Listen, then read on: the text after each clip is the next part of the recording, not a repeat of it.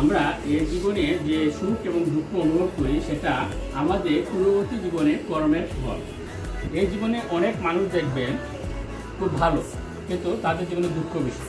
আবার অনেক মানুষ আছে তাদের আচরণ কথাবার্তা খুবই রূঢ় খারাপ, কিন্তু তারা খুব আনন্দে আছে, সুখে আছে। তো এই যে দুঃখ সুখ অনুভব সেটা পূর্ব জীবনের কর্মের ফল হিসেবে। হয়তো তার পূর্বজন্মের পূর্ণফল বেশি ছিল, সেই কারণে সে এই জীবনে খারাপ ব্যক্তি রূঢ় ব্যক্তি হওয়া সত্ত্বেও সে সুখ ভোগ করতেছে। আর যিনি খুব ভালো মানুষ, হয়তো পূর্ব জীবনে তার খারাপ কর্মফল ছিল, যে কারণে এই জীবনে তিনি দুঃখ ভোগ করতেন। সুখ ও দুঃখ সেটা হলো একটা সাইকেল, যে সেই সাইকেলের প্যাডেলের মতো আমাদের জীবনে আসে যায়। সাইকেলের প্যাডেল এবং একটা উপরে উঠলে আরেকটা কে থাকে, নিচে থাকে। ঠিক তেমনি যখন আমাদের জীবনে সুখটা উপরে থাকে তখন দুঃখটা চলে যায়, আবার যখন দুঃখ চলে আসে তখন সুখটা চলে যায়। এইভাবে সুখ দুঃখ আবর্তিত হয়। আমরা যখন অতি আনন্দে থাকি, অতি সুখে থাকি, তখন মনে রাখতে হবে আমাদের খুব একটা কাছের বন্ধু, যারাকে আমরা খুব পছন্দ করি না, সে আমাদের দরজায় এসে কলিং বেল চাপতেছে, প্রবেশ করবে।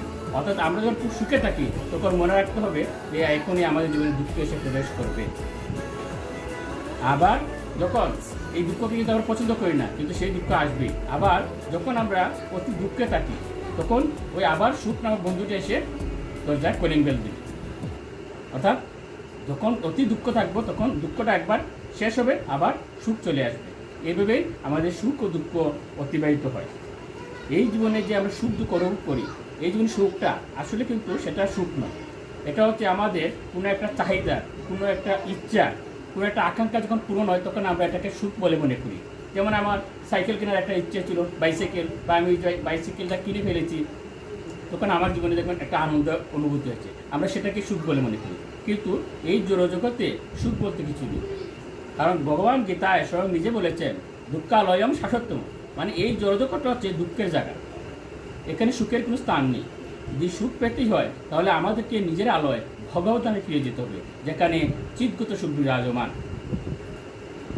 যেমন আমরা যদি নদীতে সাঁতার কাটি তাহলে দেখা যাবে নদীতে সাঁতার কাটলে আমাদের শরীর ভিজবে।